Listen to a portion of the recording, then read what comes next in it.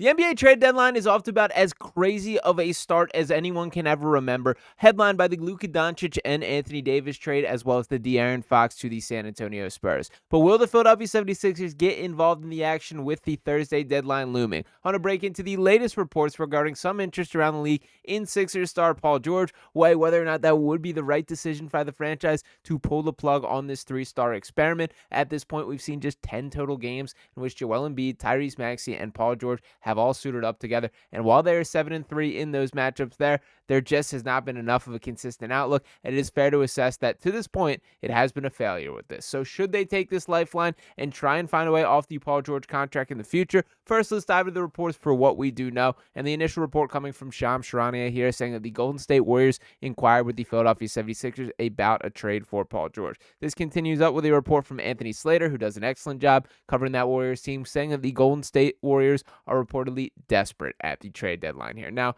we kind of know the situation with the Warriors. They're in the 11th seed in the Western Conference, just as the Sixers are in the 11th seed in the East here. But for the Warriors specifically, you still have Steph Curry, who even while he's not what he once was in his prime, still a guy who is universally viewed as a top 25 at the minimum. I would say probably top 18 at the minimum is likely where I would put him there. But with Steph Curry, you have a chance. Now looking at the rest of the roster, they don't really have a chance, and particularly in a Western Conference, which is so deep. When you're talking about the teams from obviously the Oklahoma City Thunder representing things at the top, deserve that respect there, and you go down the list where there will be the new look Lakers, there will be the Houston Rockets who are absolutely taking that next step. The Memphis Grizzlies have been good all year. The Clippers exceeding expectations. You can go on and on. The point being there is a lot of talent in that Western Conference, and the Warriors do have to shake things up. Now, if I want to be honest here, the right decision as a franchise, if you're Golden State, is probably to move on from Steph Curry at this point, to start that rebuild process. I don't really think they're one move away from being full contenders for the same reasons that I just laid out there. But you're also not going to force a guy who is a living legend to that franchise out the door, and I understand this motivation to do right. This also could present a unique opportunity to sort of take advantage of the Warriors in this. Now, with that being said, there's just not that many caliber of players that are interesting to me on that roster. The guy who does jump to mind as sort of a headliner would be Jonathan Kuminga, kind of the cleanest fit there, that he's averaging 16.8 points per game, 5 rebounds, 2.2 assists, still just 22 years old. This is a guy who I'm optimistic has not played his best basketball at the NBA just yet. He's still a very toolsy, athletic player trying to figure things out. There's flashes where I watch Jonathan Kuminga where I see the vision that this guy can be a future borderline all-star. And then there's nights where I'm like, I just don't quite see it out there. That there's something missing in his game, the completeness, the feel for basketball that I don't fully see in Jonathan Kuminga. But that is a potential kind of centerpiece that I could see working there. Now, granted, in all of these conversations, as we continue to hear the Jimmy Butler rumors swirl, plenty of other names becoming prevalent, the theme in this and the outlook for the Sixers overall, it should be the desire to get off Paul George's contract. I don't see a world in which they can increase their championship odds directly for this season. More of it is about, do you create more optionality and flexibility in the future by giving up those final years on this deal? Now, to add to these report as well, the Warriors are not the only team to have shown interest, as we also got this from Keith Pompey of the Philadelphia Inquirer saying that there's a belief around the league that the Sixers are unlikely to trade Paul George unless for a home run deal, and continues on to say, sources tell the Inquirer that the Atlanta Hawks and Golden State Warriors have expressed some interest in acquiring George. So the Hawks are interesting to me. They're in a little bit of a different place as a franchise, recording this on the heels of Trae Young hitting a pretty sick game winner on a step back three there. And it's, I guess, in the similar side of things that they have Trae Young. But what makes this a little bit different is there's a little more young talent on the team. The guys like Zachary Risache, who is intriguing, a guy who I could see as a potential centerpiece for this. So if you're making this type of move from a Sixers standpoint, you're probably talking about setting up this next generation of Sixers ball. That there is Jared McCain, there is Tyrese Maxey, who has been playing basketball at an incredible level of late, really kind of sticking it to the I should have been an all-star type tour there, which is amazing to see. Let's not let it get lost how excellent Jared McCain looked to start this season. Very unfortunate that it was cut short due to that meniscus tear, but that is still a significant sample size of we saw what this guy can be and what that could mean for the organization moving forward. So if you are to go down that path, that is sort of the outlook to me, is that you're starting this process. Forget the two timelines, forget contending right now. This is kind of a look in the future and passing the baton in that area. Now, is that the right call? At this point, I would probably say no.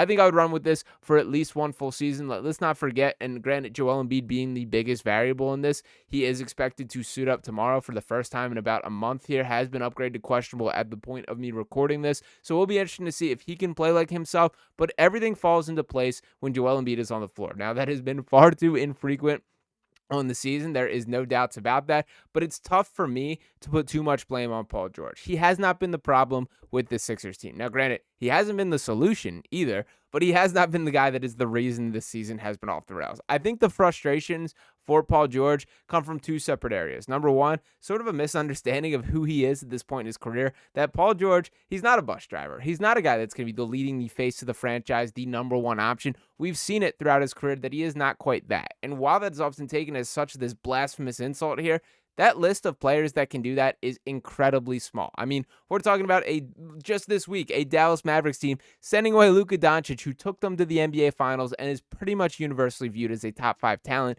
They traded that man because they did not believe he could take them to a championship. That is how thin the margin for error is if you actually want to compete at this level in the NBA. That's how small it is. Paul George is not that guy, but he didn't sign on to be that guy. He signed on to be a co-star alongside Joel Embiid and Tyrese Maxey. And if we want to be completely honest about this, why this season has gone off the rails is because the foundational piece, the main star, has not been available. That is the issue. Now, can that be fixed moving forward? That is the question we don't have the answer to. Is so much of that is reliant on what is the status of the knee.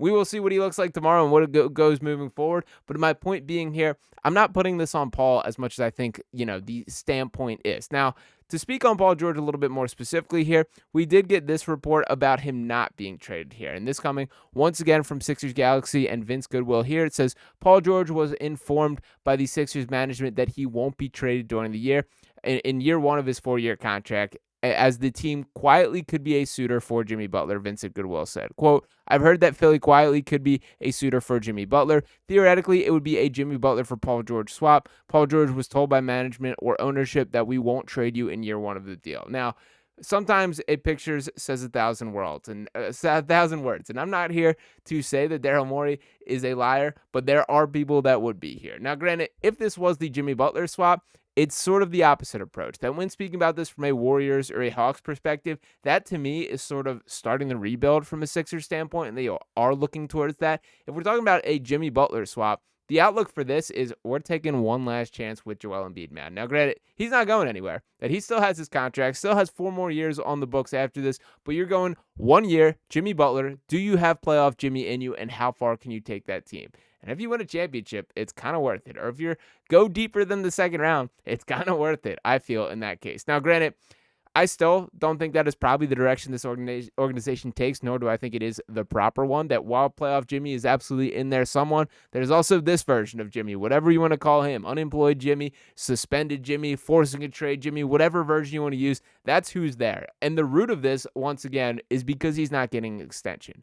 If the Sixers are not open and willing to give him that extension, I can't imagine the behavior is going to be that drastically different that he is in Philadelphia. You think this guy cares about his image as far as how he looks to others' team? We have years worth of evidence of why that is not the case, and I think it'd be pretty misguided to expect that to be different when he gets here. Now, for the Sixers specifically, they have some significant decision to make at this trade deadline. The direction that the rest of the season will go will fully be dictated by the direction Daryl Morey chooses to go. Now, to reflect on a little bit of the deadline history, let's take a peek at what Daryl Morey has done since he got here. That we've seen the Buddy Hield trade, which sent away Marcus Morris, Furkan Korkmaz, and 3 second-rounders. While Buddy did not work out perfectly as imagined, that was kind of the swing that I wanted Daryl to take. I thought that was a nice move there. They did receive the space to bring in Kyle Lowry, and while Lowry has a larger role than I think any one of us would have imagined or prefer at this point in time, that's still a pretty solid midseason addition. That's a guy who started games in the playoffs, has been a key rotation player. We've also seen them trade away Pat Beverly to receive campaign and a second-round pick, and as well as trading away Jaden Springer for a second-rounder. Did not love that one, although it does seem like Springer's being shopped out there in Boston, so the unfortunate reality maybe he is a guy who's toolsy athlete who is not quite putting the basketball skills together at the rate or as rapidly as sort of needs to be the case. Still incredibly young, not giving up on him, but it is a little, concerning to me that Boston has not found a way to consistently use him either. Now, to circle it back to this specific trade deadline, there's a couple different directions the Sixers can go. You can go blow it up mode, which would be at the start of this in trading Paul George. You can still go for it mode and believe that 7-3 record in which the 3 stars were on the floor is enough to believe there's a chance this year. You're never going to have a guarantee in the NBA. You're always going to have a chance. And the Daryl Morey quote that he's always rolled with dating back years at this point is, if you have a 5% chance or greater of winning the championship, you go for it that season. I don't know if I can fully throw the Sixers in this category and to throw the betting odds in here. They're 15th in championship odds at this current point. Not great there, and I think that's fair. I mean, they're 19-29 at the point of recording this, in 11th place in the Eastern Conference. It's been ugly, and while they're playing better basketball of late, they're pretty. There's more than a Band-Aid fix that is wrong with this Sixers team, and that is why I would not touch any of the future assets to improve this current team. Now, the other direction that they can go is sort of middle ground here. Sell off a couple key pieces, load it, whether that means moving on from Gershon Yabusele, which would break my heart. I do see the reason to move on from guys like Eric Gordon, Andre Drummond, if you can get anything in return to this point. That, to me, makes a ton of sense, but what direction they choose to go or what moves they choose to make will fully indicate the direction in the future. So I think this next stretch until Thursday is going to tell us a lot about the Sixers team moving forward. If you are to pin me down, throw truth serum in me, and give a prediction right now, I don't think Paul George is going anywhere. That I think it's unlikely, and unless there is a ridiculous offer that they cannot say no to, and granted, with it in mind, the Warriors do seem to be desperate, I don't mind asking that and trying to get something if you can drastically change it. My outlook for trades has been shifted since the Luka Doncic movement. That was a specific trade right there that if you told me that was going to happen, I would say you were flat out crazy, and nonetheless, it did. So stranger things do happen in the NBA, but the Sixers have some tough decisions to make with the trade deadline looming. We're going to be all over it, whatever happens, right here on Sixers Digest. We'll be breaking down any reports that come out ahead of time, so if you have not already, make sure you're smashing that subscribe button. Drop a like on this video here. Me and Ryan will be back talking to you next time right here on Sixers Digest. Peace.